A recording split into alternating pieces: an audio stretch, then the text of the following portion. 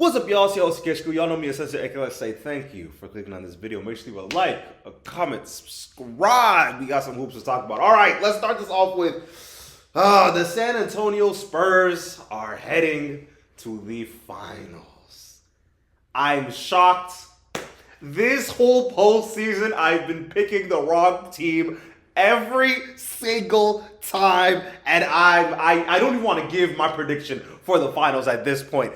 But San Antonio has officially punched their tickets. They have continued to own the OKC Thunder, such as they've been doing this whole season. And honestly, this has been a hate watch to the moon. I have enjoyed all of it. But I will say this. The amount of just great hoops and overall great basketball that I've been seeing over the past week and a half of these two teams, fantastic. Genuinely the two best teams in the league. And they were going for broke. 7-game series where we have two players that are top 3 in MVP, two players that were top 2 in the DPOY race. It's been great. We got a 6-man. We have a TikToking legend on the other side of the court. I'm intrigued. I'm enjoying. And I truly sat back and I was thinking to myself, I thought that injuries would have played far more of a deciding factor in this game, or at least in this series in totality. But I'm glad that the basketball gods just took a breather. There's been some guys that had to take a step back and realize that this series, they were going to be too injured to be able to continue. I really wish J-Dub and De'Aaron Fox were 100% healthy. We missed you. We missed y'all too. I'm not gonna lie to you, but it was great hoops. It was definitely great hoops. But before I talk swimmingly of this Spurs squad, let me just talk about this OKC Thunder team. Number one, SGA has been this offensive consistency throughout this year, and honestly, this final game of the season, he truly put the team on his back. He went out the way Kobe would have. And that is all I can ask for. Can I look at his teammates and say they did the same thing? Not truly. I feel as if anybody on that team could have helped maybe a little bit more. And honestly, this series, it's so frustrating when a team wins a ring, because it elevates everybody on that team to levels that they really are not able to consistently play at, especially for the play styles that has been granted to this team.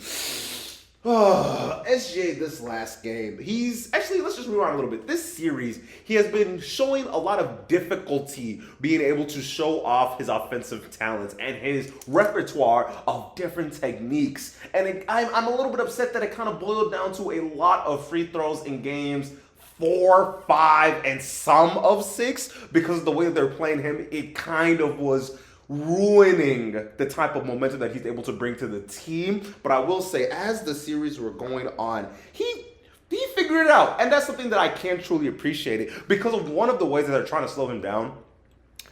They were sending 2 at the beginning of the series, then they slowly stopped, then they had Wemby guard him for a little bit, and then Stephon Castle was placed on him. And I will say this Spurs team, they might not have the A+ technical defenders, but when I tell you this system that they're running and the efforts that they're using to this physical level of bumping you not only off your spot, but letting you know, hey, you just take a breather. You are not crossing. You're not cutting around in front of me again. I'm not gonna lie to you. Here's an elbow. Here's a shoulder. But let's talk about this OKC team. I'm a little bit upset, kind of like I was mentioning earlier. So we know who the head honchos of this OKC Thunder team are. We have the 3 all-NBA caliber level players. We have the MVP in SGA. And then we have Chet. I'll talk about Chet for a little bit. This series was a very bad display of his potential and what he can bring to the table. Defensively, he was hooping. He did a moderately well job when it comes to trying to defend the paint and still be able to deter shots. which is true. I will give him that. But through this whole series, everybody, and I mean everybody, could watch as Chet was being challenged by Victor Wembanyama for 7 games straight, looking at him, blocking him, pushing him, literally yelling in his face every single matchup. And I'm looking around, first of all, game 1, game 2, everybody came to that realization of like, so Chet, are you just like, you won't guard him? You won't guard your 7, the only human on planet Earth that is your size or bigger. You're just going to let him just do whatever he wants inside that post? He has 20 rebounds. He has 21 rebounds game 1.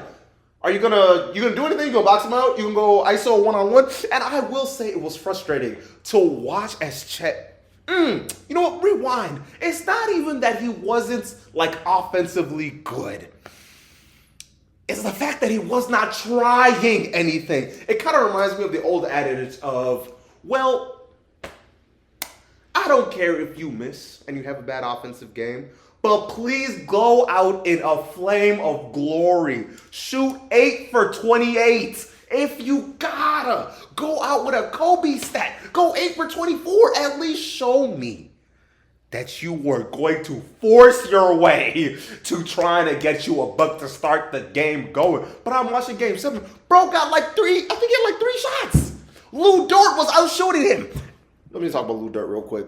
One of the reasons why I'm kind of down on players who their whole stick is the fact that they're an enforcer is because when everybody else is following your footsteps and being just as aggressive as you are you able to separate yourself, or do you become an unnecessary additive onto this team? Because I'm watching as Lou Dort is playing, and I'm like, there has not been one possession that I would rather have Lou Dort than Cason Wallace. Like at this point, it's insane. And not even to mention, and another thing you start to notice, especially when you play and watch basketball enough, you start to notice at a certain level, if you cannot shoot, they will play you off the game. You will be placed in a position to make it so difficult for there to be any movement or getting your superstar player even slightly going. I'm watching as they're literally game planning for Lou Dort to shoot threes.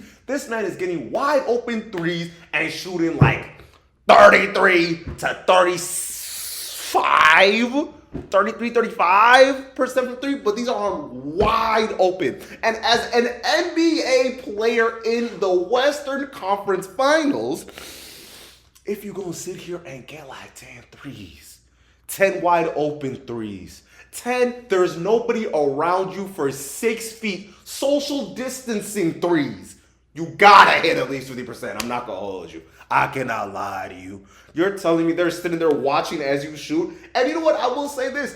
At least you had the heart to take those threes. Am I saying you're going to hit them threes? I do not believe so. But I will do this. I loved how aggressive this whole series was because you got a chance. Oh, let me rewind a little bit. And another reason why I'm down on players that hang their hat on being enforcers, especially when they have nothing else, no other skills that are underneath it, the true cake of being an enforcer, like you are not able to gain extra possessions just from your existence, i.e. an Alex Caruso or a Draymond Green or honestly, half the other players on both OKC Thunder and the Spurs. But beyond the point, if you're not able to bring other things to the offensive and defensive table, it kind of just falls short. It's where you're just an Alcatraz on your team's neck. J-Dub. This series really showed me the need. Actually, it showed me 2 things. Number 1, the need for J-Dub is very apparent for this team. When you lose your second side scorer, you really watch how things can get very muddy very quickly. And the amount of sets that they're able to just key in on SGA is absolutely benign. I'm confused at how many different sets that they're running towards to at least slow this man down. I'm watching in confusion. as teams are literally using their far man to blitz this man and then still able to rotate just so they would confuse him enough to make a split-second mistake. Ridiculous. But I will say this OKC team has a treasure trove of potential 25-point per game guys. I'm not gonna hold you. AJ Mitchell hooping, Cason Wallace hooping. No, there's definitely some guys on this roster that's like, oh, they would go for an arm and a leg. And honestly, it makes me sad how the NBA has changed, at least financially and alongside the way that they're able to draft. Let me go financially first. This team is not going to be the same team come next year. But they're lucky that they have two things. Number one, they already have the superstar that they can build around that is time and again proven to be that guy amongst guys, right? Fine. Beautiful. But you also have a treasure trove of picks, a lot of guys that are valued at a half debt price that are on the younger side. And then even when you do have, even alongside that, you have the older guys that would be costing an arm and a leg, a good $25 million per year type of guys on this roster, that if you want to be a champion, you have to look around and say, you know what? What's Alex Caruso doing? Isaiah Hart? I like you, bright skin. Come hang out with me for a little bit. You looking pretty cute. I'm not gonna hold you. I need that.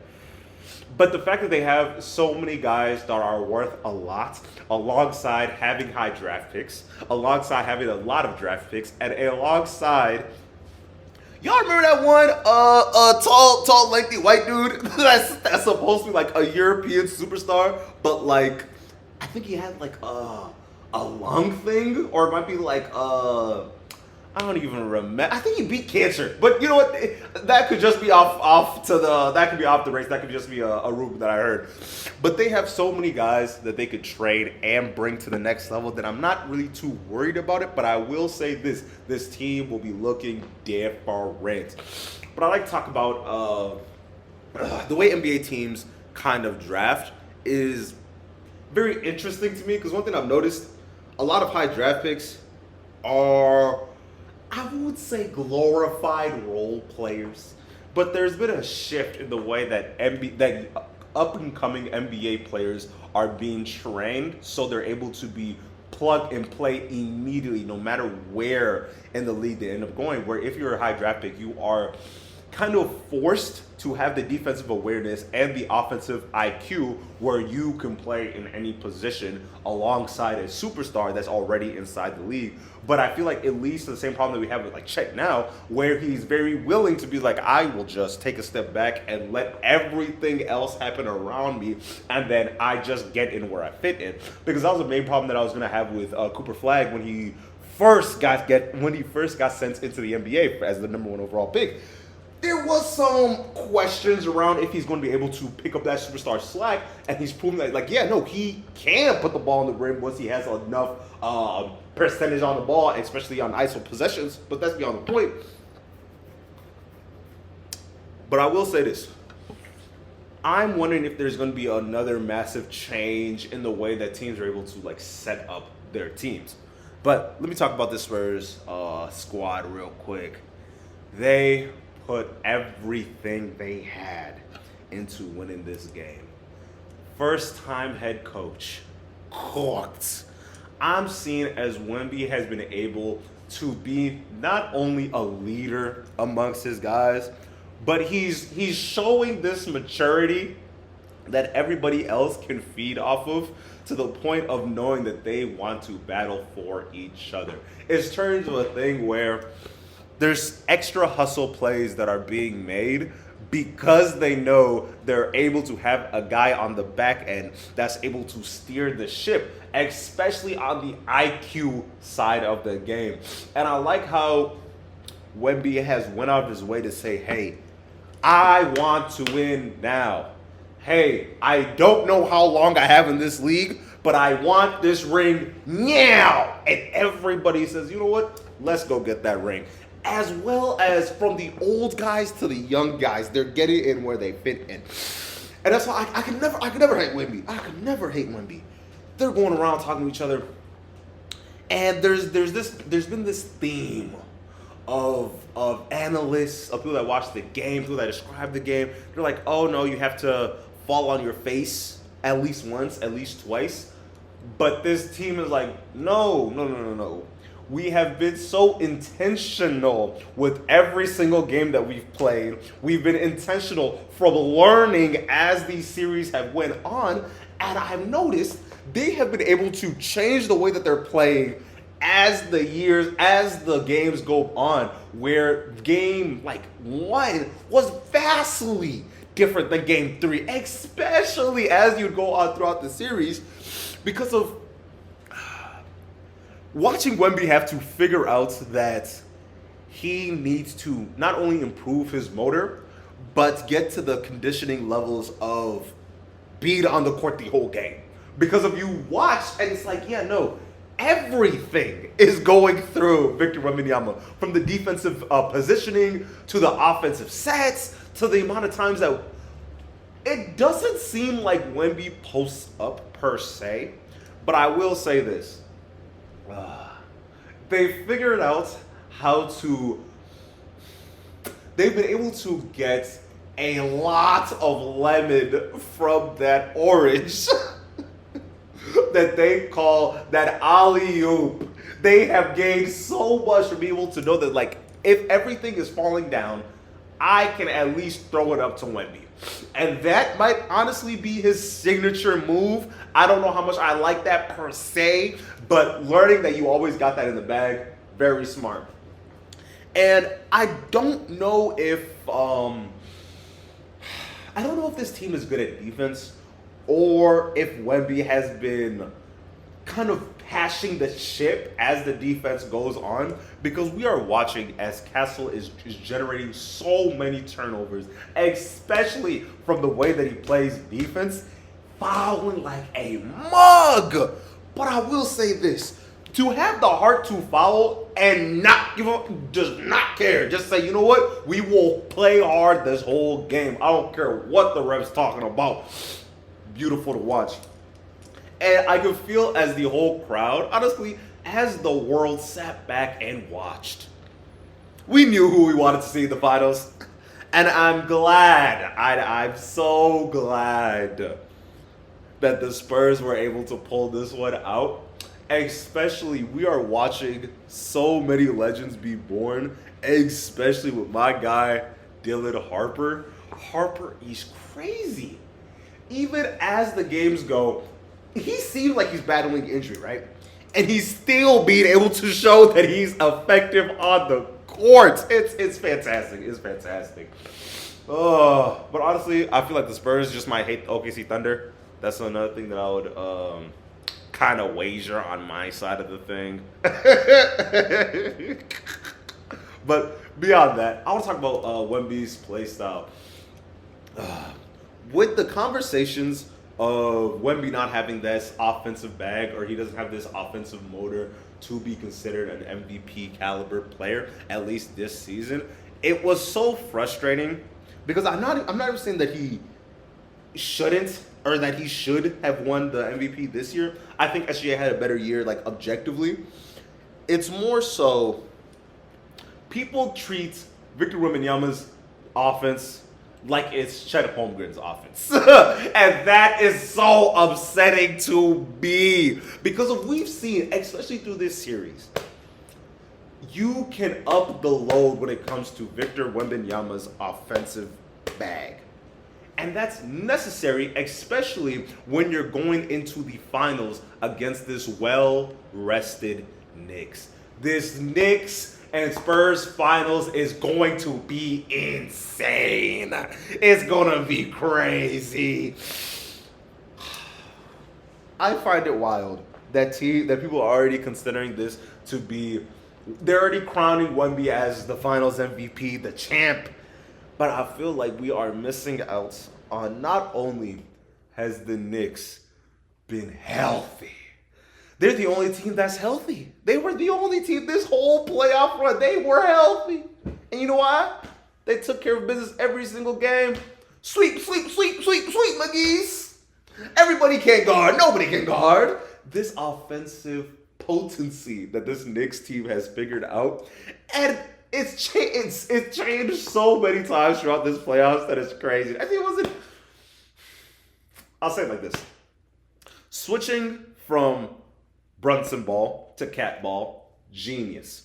Everybody systematically learning how to shoot. Michael Bridges, specifically you, beautiful.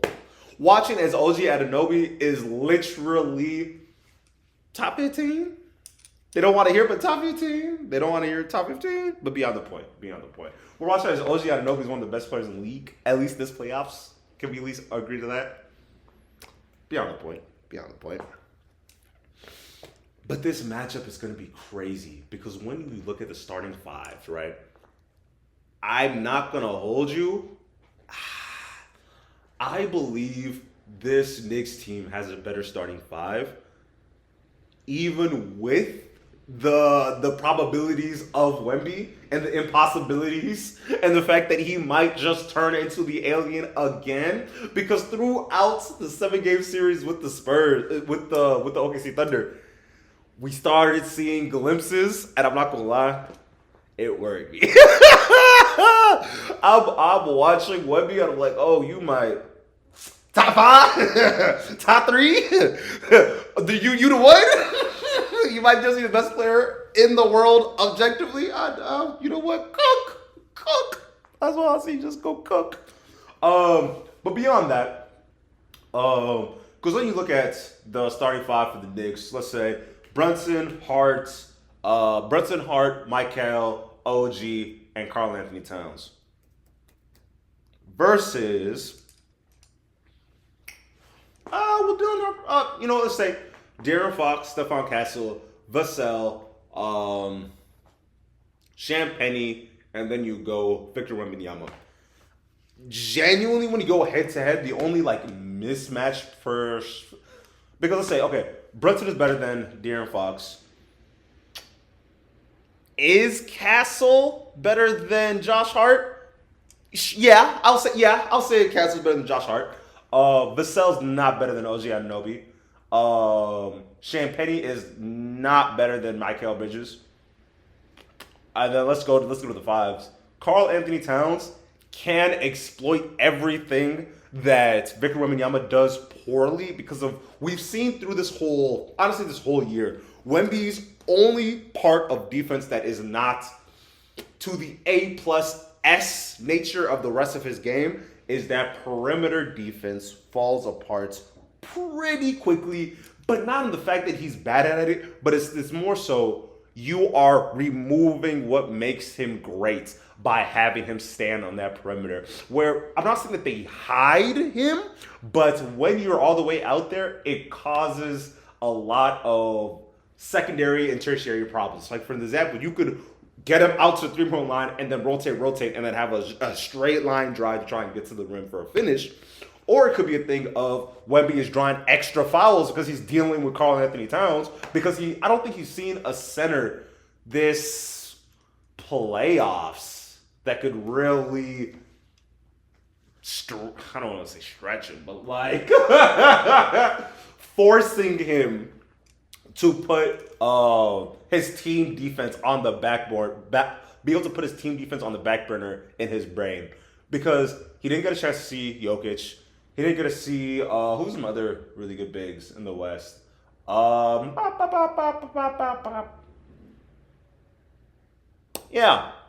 Just see Giannis, Cat. I guess the bigs are on the East Coast, but beyond the point, he hasn't got a chance to play against a big that can score. And Karl Anthony Towns, I think he's averaging, 21. If I was to guess, 22 to 19. That would be his stretch of points. That'd be my guess, right? But as we've seen through this playoffs, Karl Anthony Towns can score, he wants to score, and he loves shooting threes, right? So you actually have to guard that. But even beyond that, I think there's a change in the way that he's been able to focus throughout this playoffs that I've never seen in my life, especially as a Timberwolves fan. I mentioned this before, where he's actually taking that chance to like just breathe and just taking a moment to slow down. But then I'm sitting here and thinking to myself, is there going to be a way to speed him up? Because I don't know if I would want it to turn into a Karl Anthony Towns versus Victor Wembanyama type of series, because I would be very shocked to see Karl Anthony Towns walk him down. I'm not going to hold you. But there's a Jalen Brunson component, because if folks think that Shai Gilgeous-Alexander be foul baited, yeah, Jalen Brunson is a very unethical hooper as well. So before we start throwing the sticks and the stones that might break our bones, let's make sure we are ready for real conversations, because of even throughout this year, every single time that the Knicks have played the Spurs, majority of the time, it's either been blowouts, and I think they lost once. I think they've lost once to the Spurs so far this year, or last year per se. Season, beyond the point. It's very difficult to make Jalen Brunson have a bad game, because for all the doubters and for everyone that talks about his play style per se, there's few and far between when you have the opportunity to exploit what makes Jalen Brunson problematic on your team. We can talk about the potential defensive woes or the fact that you try and smother him, but that hasn't really worked. So before we move on to the next point, the Knicks have been healthy, right? They have not only been healthy, they've been able to rest up, and not only have they been able to rest up, it's shown throughout this playoffs that the rest is not contributing to any rust. But here's the thing. I don't know if that's due to the fact that there hasn't been a team on the East that can really even challenge the New York Knicks at a speed level, because of from going to the Cavs, from playing against the Sixers, they have played low seeds. They have played the lower seeds every single matchup. Is that a problem? A little bit. Is it a little fraudulent? A tad. But am I saying that these teams are not worthy of competition? No. But I will say this. You have to destroy the trash that's in front of you. There was no point where they were playing with their food against the Cavs. There was no point in the Sixers series when it was like, oh, could the Sixers actually beat the Knicks? Do the Knicks have any real problems, especially when it comes to their bench scoring? No, they have not. They have not. And I will say this. I'm going to be very interested to see how the supporting cast, but more importantly, the bench points kind of equate throughout this series. Because one thing I will say is the bench points will definitely decide who is going to win this series. Because of the Spurs' whole name of their game, due to their struggles on the offensive side, is to lower the probability of your team going on not only runs, but most in majority trying to lower the points with how aggressive and slow they can play the game. Because I'm not going to sit here and look in the eye and tell you that, well, Jalen Brunson is going to average 30 on Stephon Castle. I don't think SGA. I think SGA barely had like 27 points this series. So am I saying that Brunson could put on a better showing offensively? Personally, I don't know about all that, but I will say this. We can start foul baiting just like they did before. I'm not gonna hold you. But yeah, no, this bench is gonna be very difficult because McBride and Jose Alvarado and Clarkson and Mitchell and Shamet. Shamet's the best shooter. I think he might have I think he's the most efficient player in the league right now. But no, there's a litany of players that the Knicks can pull out, and they are not just capable, but they are majority consistent, is what I've really noticed, especially when it comes to this Knicks bench roster. But looking at the Spurs, Dylan Harper, I don't know how they're going to be able to. They'll need to capitalize on the Luke Cornett minutes because of the OKC Thunder was having a field day. They were excited. They were giddy every single time Cornett would jump on that floor. Do you blame him? I don't blame him. Because sometimes you got to get it where you can. Because I couldn't imagine trying to score on Wemby for 48 minutes. That's just, it's a lot. It's definitely a lot. But no, the Spurs, I don't really think they use their bench like that. Because you can't say like Carter Bryant, Dylan Harper, Cornett. But no, they have a pretty decent bench. But yeah, we'll see how this goes. All right, y'all. Like, comment, subscribe. We out. The Sports Talk.